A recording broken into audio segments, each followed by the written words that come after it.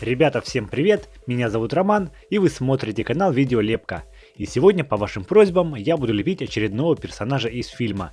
Это будет Веном. Ваши предложения по лепке новых персонажей пишите в комментариях, и возможно они попадут в видео. Друзья, а перед тем как мы начнем лепку, хочу порекомендовать вам интересный творческий канал Тетушки Люлю. На этом канале вы найдете видео с основами изобразительной деятельности для всей семьи, для детей от 1 года и старше. Вы научитесь рисовать как обычными карандашами и фломастерами, так и гуашью, пастелью и восковыми мелками. Также познакомитесь с техниками аппликации, лепки, коллажа и другими направлениями. Так что, если вы творческий человек, обязательно подписывайтесь на канал Тетушка Люлю, ссылочка будет в описании под этим видео.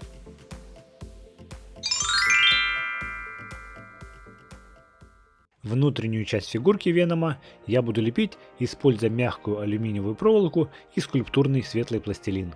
Вселенная Marvel интересна тем, что с положительными персонажами здесь соседствуют негативные. Их отрицательная харизма оказывается не менее притягательной.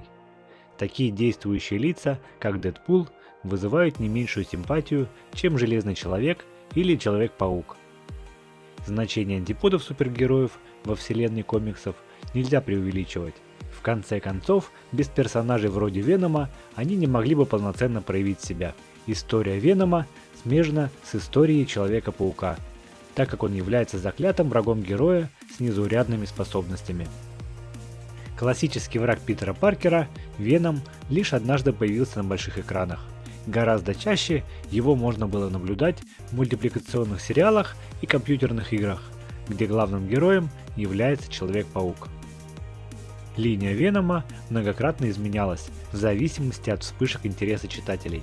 В моменты популярности авторы подбирали персонажу нового владельца, и он вновь появлялся на страницах комиксов. Биография Венома любопытна тем, что персонаж симбиот. На протяжении действий он меняет хозяев, появляясь в комиксах под видом разных героев. Впервые он стал известен в облике Эдди Брока в 1988 году. Особенностью персонажа является то, что он представляет собой существо, чье человеческое тело объединено с паразитом. Герой попал на Землю вместе с Человеком-пауком и питался силой супергероя, пока тот не смог преодолеть его. Симбиот выбрал иную жертву Эдди Брока, бывшего журналиста. Немое одинокое существо, испытывающее потребность в хозяине, он стал использовать людей и управлять ими. Так персонаж получил возможность говорить. По задумке создателей, первоначально Веном должен быть существом женского пола, девушкой, видевшей смерть супруга в автокатастрофе. Героиня должна была стать первой жертвой фантастического существа, но авторы решили, что женщина не справится с ролью злодея, атакующего Человека-паука. Поэтому симбиот вселился в Эдди Брока. Существо представляет расу космических паразитов, живет за счет чужого тела. Оно потребляет человеческий адреналин, предоставляя партнеру неограниченные физические способности. Выжить симбиоту помогают химические соединения, содержащиеся в мозгу. Голодая, он способен воссоздать экзоскелет, тело, которое будет вести охоту, используя жертв без помощи хозяина. Убить странное существо сложно, ведь выпускаемые в него пули приносят ему боль и мотивируют увеличение в размерах. Вырабатываемый адреналин способствует увеличению числа генов, что создает дополнительную сложность во взаимодействии симбиота с хозяевами. Веном сравним с паразитом. В переводе с греческого языка его имя означает «нахлебник». Используя хозяина в качестве источника питания, существо настроено враждебно и проявляет агрессию. Персонаж дебютировал в 8-м выпуске комиксов под названием «Секретный воин», вышедший на свет в 1984-85 годах. На тот момент существо не располагало четко описанным образом. В этом эпизоде описывались приключения Питера Паркера в отдаленном конце вселенной. Ему пришлось бороться с космическим разумом, собравшим вокруг себя супергероев. Используя необычный прибор, способный воспроизводить в реальности то, о чем думает Питер Паркер, случайно создает черную субстанцию с белым контуром. Она обволакивает и порабощает Паркера. В 252 выпуске под названием «Невероятный Человек-паук» герой возвращается на Землю в ставшем привычном черном облачении. Он чувствует себя сильнее, и уверенность в собственных силах растет день ото дня. Паркеру больше не приходится тратить время на переодевание. Он может менять образ по желанию, а паутина вылетает из рук без дополнительных приспособлений. Герой вовремя понял, что симбиот олицетворяет зло, и вовремя выявил причину изменения способностей. Первым фильмом, посвященным персонажу Веном, станет лента этого года Рубена Флейшера. Главную роль в картине исполняет актер Том Харди. В экранизации упор сделан на взаимодействие симбиота с Эдди Броком. До этого герой появлялся в эпизоде фильма 2007 года «Человек-паук 3. Враг в отражении». Продюсеры решили посвятить «Паразиту» персональный фильм. Съемки начались осенью 2017 года. Местом действия стали Атланта и Нью-Йорк.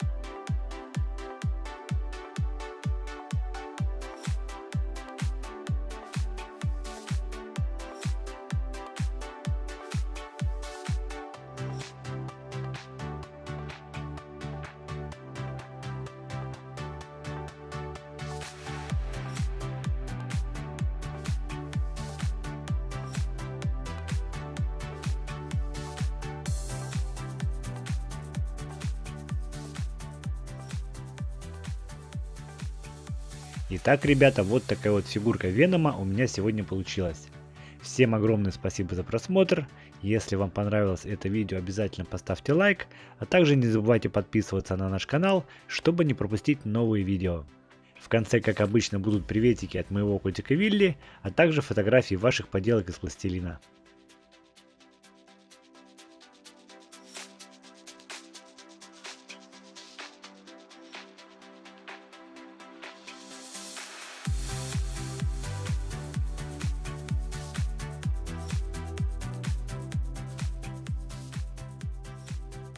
Первыми пасхалки в предыдущем видео нашли Лимон Channel, Арина Гузеева и Кукольные истории.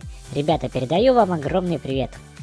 Также за репосты из нашей группы ВКонтакте приветы сегодня получают Руслан Псануков, Андрей Косач, Денис Горлов, Федя Арсеньев, Виктор Лисеев, Денис Ким, Даниил Ким, Даня Высотин, Лера Ким, Егор Денисович, Артем Зензин, Ярослав Кольчугин, Данил Кривошеин, Кирилл Куликов, Богдан Лозовой, Демидова Диана, Виктория Трушина, Илья Лис и Даниил Мишуков. На этом мы с вами прощаемся. Желаем всем отличного настроения. До скорой встречи!